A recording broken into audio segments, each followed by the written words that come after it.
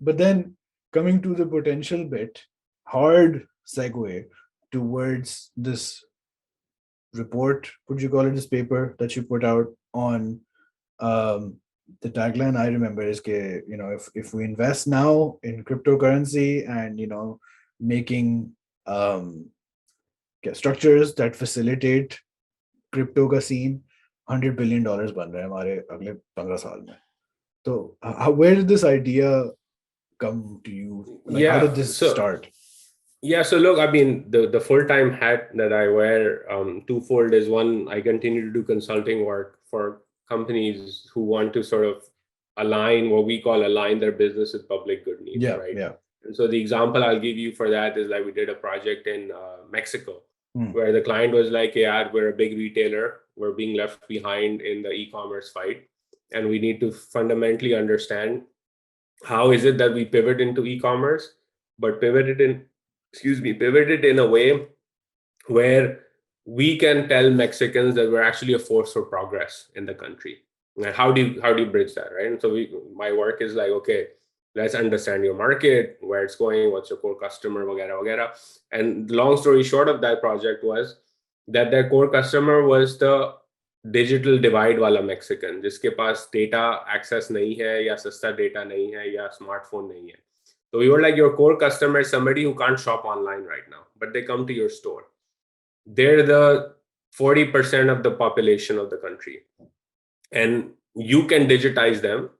And your story can be, I'm digitizing them. But as you digitize them, where do they shop? They shop with you. So as they switch to online commerce, they will come to you first. Like the And Facebook you're that internet model, where Facebook gets exactly. internet through Facebook. Exactly. Yeah. Right. So it was like you launch a product. And so that's like, how do you align? Right. And then you can say our e-commerce pivot is also good for Mexico because we're Sure. trying to Yeah, digitize the country. And so that's a lot of my work. So the idea for this Web3 paper came because I was doing similar work on crypto last year. I was like, this is very fascinating. And in Pakistan, the conversation was dominated by Wakar Zaka and this is speculation है, gambling Yeah, है, which yeah, is in yeah. many parts. India में भी ऐसा ही conversation चल रही थी पिछले Yeah. महीनों से.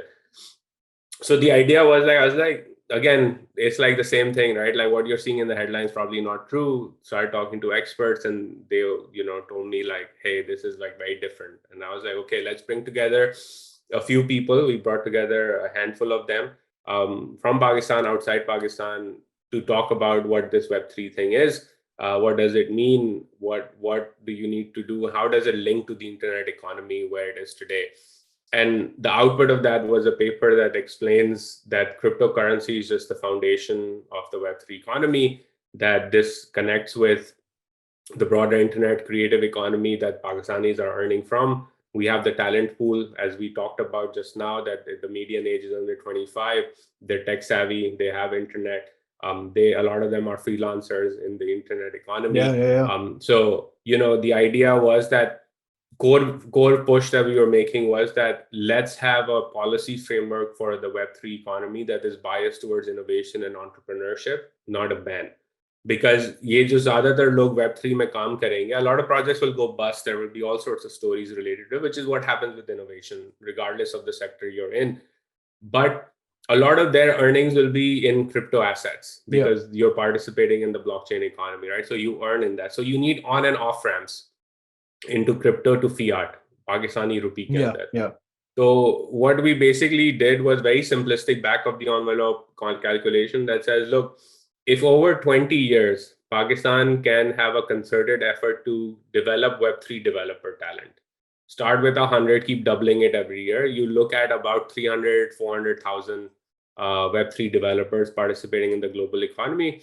They earn a specific amount of money, 30,000 at the beginning dollars in annual earnings. Yeah. It grows over time through inflation. Yeah. So the collective part of that potential is over 20 years is $100 billion just in earnings, which is export earnings for Pakistan, which we need. We haven't even touched on investment, new firms being set up, crypto startups, asset valuation gains from Bitcoin and Ethereum and others. None of that. It's just like कि मतलब लोगों को develop करने दो, पैसे बनाने दो और उस पैसे को किसी तरह रुपए में convert करने की इजाजत दे दो. Yeah. Right? And the recommendations there were like, look, we already have the building blocks to do that. We have Nadra, so you can implement Know Your Customer on crypto exchanges. We have existing SECP laws to protect investors, extend that to crypto.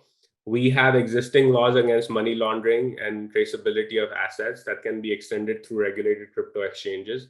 And oh, by the way, that solves a lot of the speculation and money laundering concerns Pakistanis may have, because logic is very simple, right? अगर मैं सबको ban कर देता हूँ, ठीक है, तो 100 में से 100 बंदा मनी लॉन्डर है, तो FIA ने हम सबको इन्वेस्टिगेट करना है. अगर मैं कहता हूँ कि जो लोग फेयर तरीके से क्रिप्टो इकोनॉमी को टच करना चाहते हैं, आपके लिए नादरा वेरिफिकेशन है, आप बाइनेंस रजिस्टर्ड है या कॉइनबेस रजिस्टर्ड एंटिटी, आप उससे ट्रेड करते हैं. 80 to 90% लोग हमारे जैसे वो उधर चले जाएंगे, तो फिर FIA के पास क्या पूल रहेगा 10% का जो उसने मॉनिटर करना है. What's a better use of resources? Going after all 100 or 10, right? So that's the type of recommendation we're making, and the goal is through the working paper, like, let's have a more mature conversation about this versus just saying that ये तो मतलब वाहियात है और सट्टेबाजी है और इसको तो बैन ही होना चाहिए, इसकी कोई वैल्यू नहीं है. अगर हम ये करेंगे तो it be the same thing. हम 10 साल बाद उठेंगे और कहेंगे कि यार ये क्या हम मिस कर गए, हमें तो पहले इन्वेस्टमेंट करनी, जो हमने किया इंटरनेट इकोनॉमी के साथ. इंडिया ने इन्फोसिस बनाया, विप्रो बनाया, सब बनाया. We were behind. We didn't invest. We didn't build the talent. We didn't build the rails. And so we're suffering today because of that.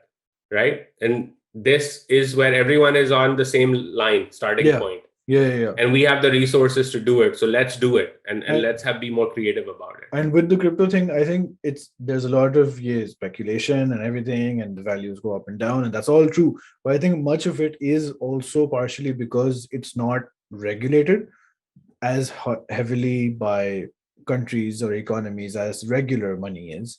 And once that regulation comes in, which it will, given how much money is flowing around and gay money laundering concerns, whatever, then then it'll become a standard in many places. There's some country that officially, Ecuador, I don't know, some country I read. El Salvador. Yeah. They officially accepted Bitcoin, or just the concept of crypto. Bitcoin. Yeah. So it's not that 15 years ago 2009 wala Bitcoin where people are like, what is this, and the number of people participating is so small that you can ignore it. And my exposure obviously has just been more in the NFT space because I look more at creatives and creators, but that's just also one aspect of it. Or usme itne paise hain that people are just pooling into it, that it's just become unignorable, even if you don't agree with how things are run. And that will go away, because then people who make laws, make policies. Kali wo Decoder ka jo podcast hai Nilay wala, he did a thing with somebody who deals in IP law, professor of IP law, and they were talking about yehi NFT or crypto space and how Wisconsin has acceptance of, I think, cryptocurrencies or DAOs, but other states don't. But ab ek ho gaya, where there were 0, now there's 1 state, and now it's just going to flow all over as soon as you get a framework around it.